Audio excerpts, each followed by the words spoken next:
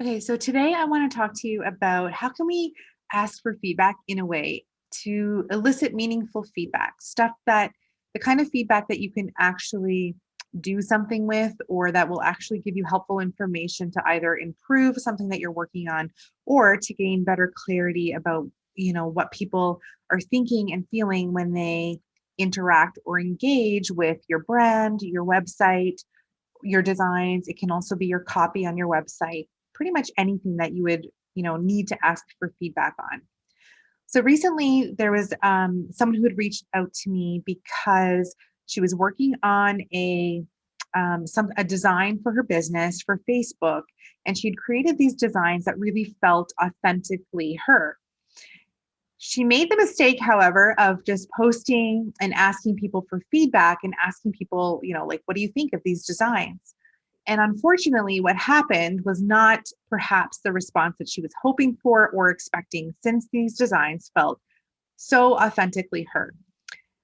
When you ask for feedback, you're going to get, when you ask people, do you like this? Or like, what do you think? You're going to get 9 times out of 10, you're going to get a very empty response. And what I mean by an empty response is you're either going to get a response that's like, hey, looks amazing. Great job. Looks great. I love it. Like those kinds of, that kind of feedback that is nice, right? In terms of just hearing those things, it's nice to hear that, but it really isn't all that helpful. What can you do with that information? The other type of response that you will get, which is what this lady received, unfortunately, she got a lot of this type of response, which was, I don't like it. It doesn't feel like you. And just generally negative comments and feedback about something that really felt authentically her. And that's really, really hard because after that incident, she was really triggered and it made her kind of stuck and feeling insecure. She told me she felt a lot of shame and embarrassment when that happened. That's a horrible feeling. And I hope that this video will help you avoid having something like that happen to you as well. Over the years, I've learned how to ask for feedback, and I also have learned how to take feedback and also recognize who's giving the feedback, because I think that's equally important, is recognizing who is giving you the feedback in the first place. And really, are they someone that you can, do you take their feedback with a grain of salt? And maybe perhaps you should take most feedback with a grain of salt. I don't know. But, do you take it with a grain of salt, or do you actually take it seriously? And oftentimes when it comes to our business, we're asking for feedback from people who really don't, and I mean this respectfully, don't really know what they're talking about. They don't, and I should say that another way, they don't know what to be looking for. They don't know maybe what's key or important or meaningful. So it's really a superficial sort of response. That's why I say it's an empty response. It really is, can be both harmful and not helpful at all. So here's what I recommend instead. And this feedback, or this these tips, I should say, can work towards anything. It can be if you're asking for feedback on your website, your copy, maybe an ad you've created, some designs that you're working on, your Instagram profile, really anything. So here's the question that I prefer you ask instead. When you're asking for feedback, is instead of asking, do you like it, ask people what feeling or emotion this particular design evokes for you. So if you're sending people to your website, you can ask them, say, take a look at my homepage, look at the header, and tell me, what does my homepage evoke for you? When you look at my website, what feelings come up? What are you feeling when you're on my site? That's going to give you some really rich, valuable information. People might tell you, I feel constricted. It feels a bit cluttered for me. I can't breathe. There's not a lot of breathing space. Other people, or people might tell you, wow, it feels like I'm going to a spa. When I'm there, I feel so relaxed. I feel so calm. That could also be with your Facebook business page, the images that you create there. People may say things like, wow, it gets such a spiritual energy from that design, or it evokes like, I feel like cosmic and, so connected, source connection and words like that. When you ask people what feelings come up for them when they engage with your website, when they engage with the words on your website or designs that you're creating in your business, being able to ask people specifically what feelings and emotions are being evoked is so much more valuable than, hey, it looks nice. So through that, you can actually, then you can say, well, is this the vibe that I was going for? Was I going for a really cosmic spiritual vibe? If so, people are telling me that, that means I've hit the mark. It doesn't matter if people like it or not, because here's the thing, asking people, do you like it, is always a loaded question. First of all, beauty, attractiveness, what looks good to me doesn't look good to you. It is so subjective, and it depends on the viewer, what they like, what they deem to be attractive or beautiful. So we never want to ask people, do you think this looks good? Because the range of answers is going to change. It's going to be so just so broad in terms of what people may think, and a lot of people may not like it, and you really like it, and who's to say that their opinion is more valuable than yours? If you're really loving a design, great. But if you ask people how they feel and they feel constricted and like they can't breathe, or it's feeling really cluttered, then that's something that you can work with, right? We don't want people to feel that. I'm sure that that's not what you would want people to feel when they go to your website, for instance. So now you know, well, how can I bring some breathing space into this design? It doesn't mean you need to rework the design, change all the colors and everything else. What can you make slight adjustments to, just to be able to create more of the feeling and the energy that it is that you're going for?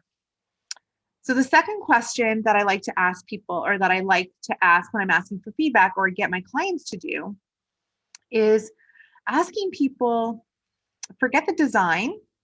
What do you feel like? What comes up for you? What message do you understand when you engage with this? So for instance, if you're going to my website and I say, can you check out my website header? And if all you have on your website header is like resilience coach, what does that mean for you? How do you interpret that message?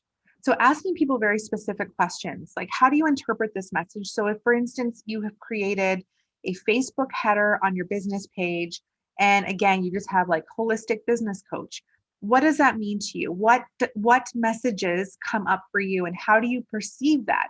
That is going to be way more valuable than, do you like it? Right? So if you ask people, what do you understand after, reading this message, even if there's no words and it's simply a visual image, a graphic that illustrates something, asking people, like, what is the message that you're getting here? That is so much more important and valuable for you, because then you can ask yourself, well, is that what I'm trying to convey? Do I need to add more in here to make it clearer for my audience? Do I need to add more details in here so that they can explicitly know what it is that I'm trying to say? How can I change this design so that it's much more clear? What do I need to add or supplement in addition to this design so that people understand where I'm coming from? And this is the same with your brand as well. So, overall, when it comes to your brand, you can use this as well. When it comes to picking a color palette, for instance, you can ask people, what emotions, does this evoke? What do you feel when you engage with these colors? When you look at these colors, how do you feel? So it can be the same. It can work the same with creating your brand as well. And the final question that I think is really important to ask people is this clear in terms of legibility? So can you read it? How is the readability here? So again, you want to ask people, if people cannot read it, because sometimes we use fonts, we get a little carried away with our designing. We love a font, we're like, this is really cool, but people can't read it, or they're on their cell phone. It looks really nice on a desktop. They go on their cell phone, suddenly it's completely illegible. What is the purpose then? If someone can't read it, then what is the purpose? So, and I've been guilty of this, using fonts that are too small, using fonts that are too light.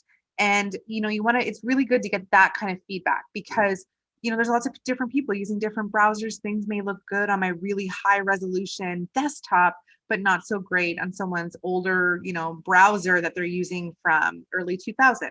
So you want to be asking those kinds of questions. The readability is obviously very important in your designs.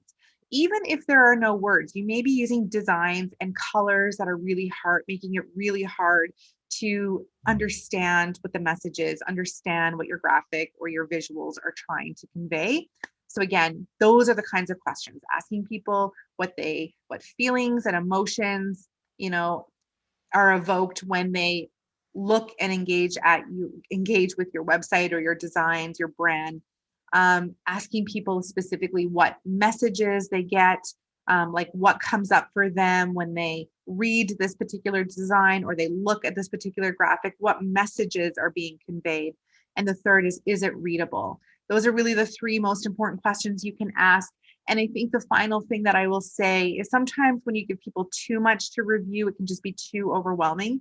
So breaking it down, asking people, I just want feedback on my header of my website. I just want feedback on the intro section of my sales page or my about page. Don't give people too much. It might become too overwhelming. So even if you can just break things down a little bit and then ask, what would you change? What would you do differently if that feels relevant for you? Okay, I hope that you found my tips helpful. And if you have any questions or you want to add anything else that would be helpful for my audience, feel free to drop it below. I'd love to hear your thoughts. And for those of you who are new to me and my work, my name is Krista Bauer, and I work with sensitive solopreneurs to help them create a real and authentic online presence that is rooted in integrity and authenticity, and also helps them reach and resonate their true fans. Thanks so much for watching, and I'll see you again.